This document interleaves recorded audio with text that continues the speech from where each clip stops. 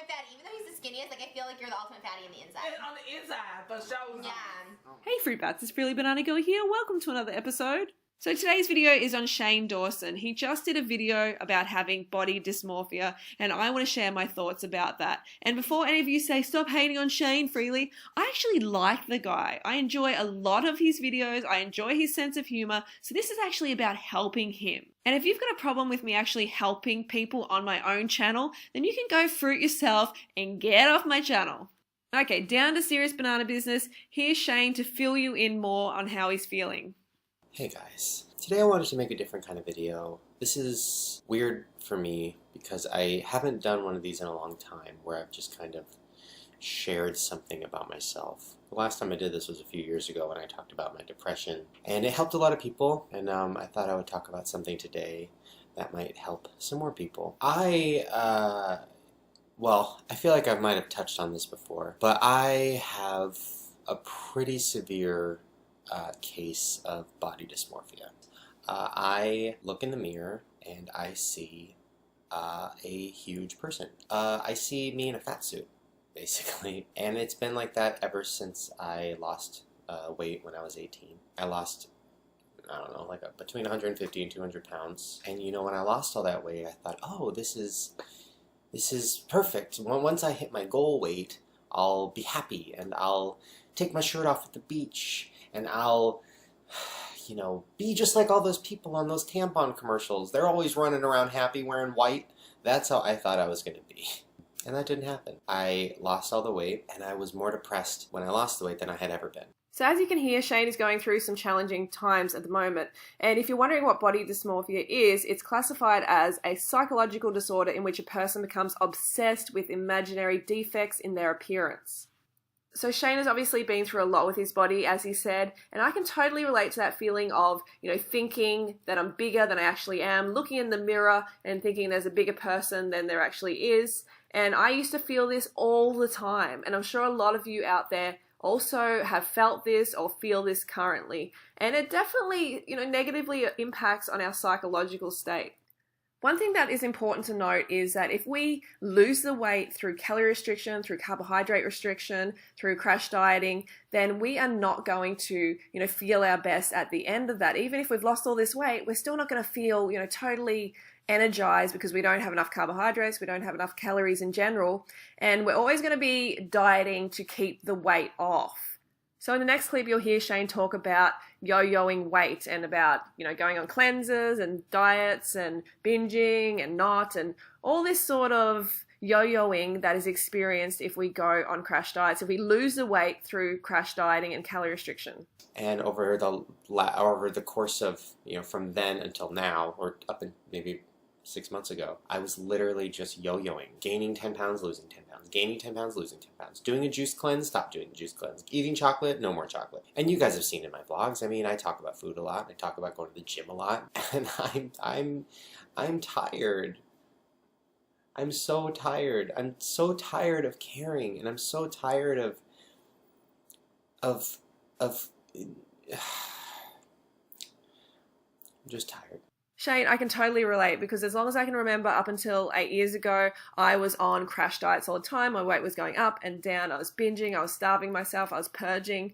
And it is tiring. It is exhausting, mentally and physically exhausting. To be honest, it pisses me off how there is no focus on nutritional therapy when it comes to these disorders. And when I say nutritional therapy, I mean how diet relates to brain function and how they are intricately linked. How you feel about yourself and how you see yourself and how it is related to what you are ingesting. But there is no money in getting people healthier and empowered and eating more fruits and vegetables. There's money in keeping people sick and depressed and prescribing them drugs and keeping them dependent on the system. And labeling people with a disorder which becomes their identity and which they cling to in order not to change. Hey, I have this disorder, so I can't change. This is just me. Well, I'm here to tell you that you are not your disorder and you can take steps to change your life today. And it starts with what you put in your gob. So one thing I've noticed in Shane's videos is that he eats a lot of junk food, and some of you might be like, oh, he just eats a little bit here and there, but it's still adding up to a lot of chemical-laden, processed, animal product heavy, high fat junk food. And that is not going to make Shane feel good about himself at all. I mean, if I was eating those foods still, actually, I don't even see them as foods anymore. I see them more as substances. And if I was abusing those substances still, I would still feel shit like I used to, suicidally depressed. And, you know, it was just so hard for me to feel good about myself, so I can understand how Shane is feeling. This junk food stuffs with your brain chemistry and brain function. I don't care what your therapist says, your diet is the most important factor in determining your psychological state. To make matters even worse, Shane would have to compensate for those junk food days by under-eating in other meals, by restricting his calories on other days, which means restricting his carbohydrate intake, and that means he won't be getting enough glucose to his brain in order for it to function correctly, in order for it to produce enough serotonin for him to feel good about himself. Reducing the amount of carbohydrates in your diet is like reducing the amount of air in your bike tires. It's like taking out the air of your bike tires and then riding your bike up a hill. That shit is hard. Life becomes super hard. So do I think that carbohydrates are the answer to all the world's problems? No, I don't. But when it comes to the human brain, they are essential. In a healthy state, the human brain runs exclusively off glucose. So if we're not getting enough glucose to our brain, then of course we will experience pain in the form of emotional disturbance, psychological issues, self-esteem issues, and much more. So you can see how important they are to the function of the brain. So the interesting thing is antidepressant medication is designed to make serotonin more active in the brain. And carbohydrates, they do that naturally. They naturally raise serotonin levels and act like a natural tranquilizer.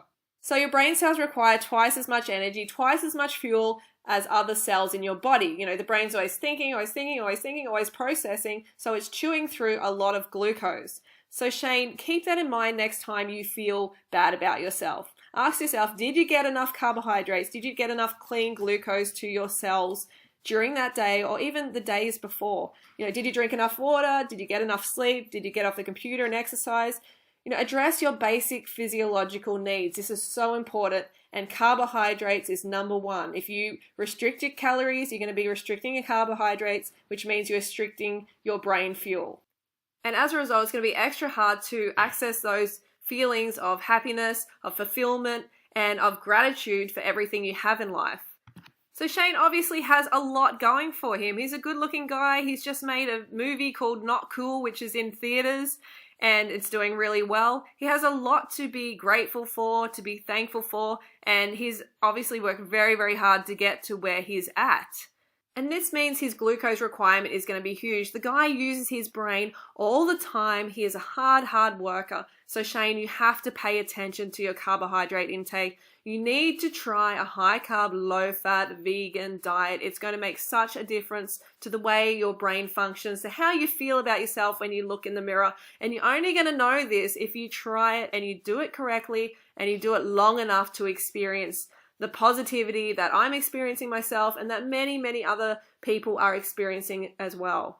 So what's the number one food for feeling your best? That is bananas, okay? Bananas are definitely the best. Bananas not only contain a lot of good fruit sugar, which helps helps fuel your brain, but also tryptophan, a type of protein that the body converts into serotonin, and it's known to make you feel relaxed, improve your mood, help you sleep better, and all round make you happier. So Shane, you said you're feeling tired and depressed. Well, I recommend bananas. Bananas are the number one feel-good food.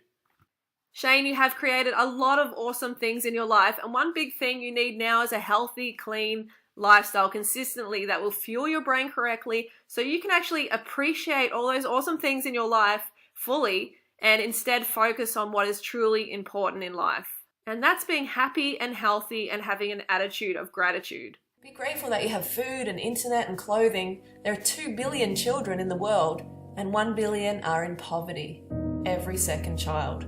As you enjoy a nice warm shower, 43% of the world lives without basic sanitation. You think carrying extra weight is tough? Try living on less than $2 a day. More than half the world does. While you spend your precious time during the day focusing on and complaining about your weight, 20,000 children died. How tough do you really have it?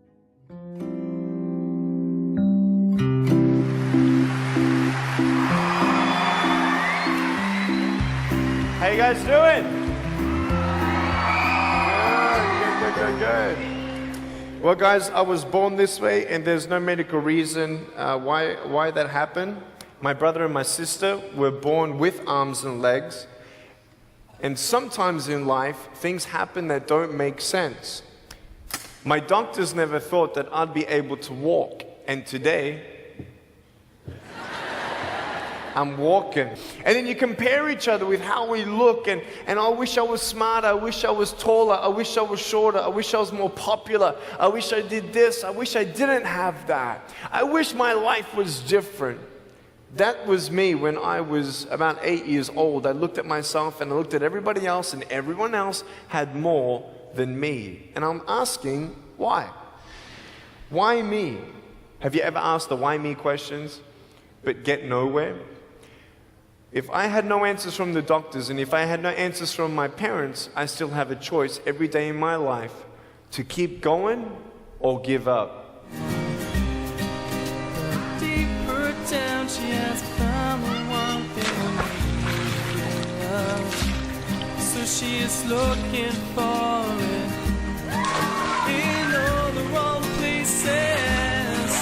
Oh, beautiful.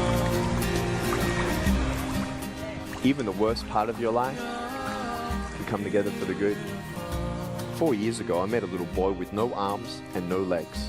And the doctors told his parents, we don't know why he was born that way. And we don't think he's gonna walk. Then his doctor saw me and says, oh, he's gonna walk.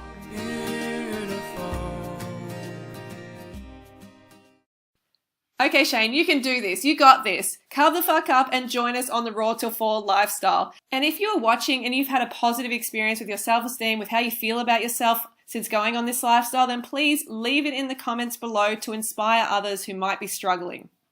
Okay, fruit bats, so don't forget to go fruit or root yourself. If you found this video helpful, give us a thumbs up, let Shane know that I made it, and I will see you soon.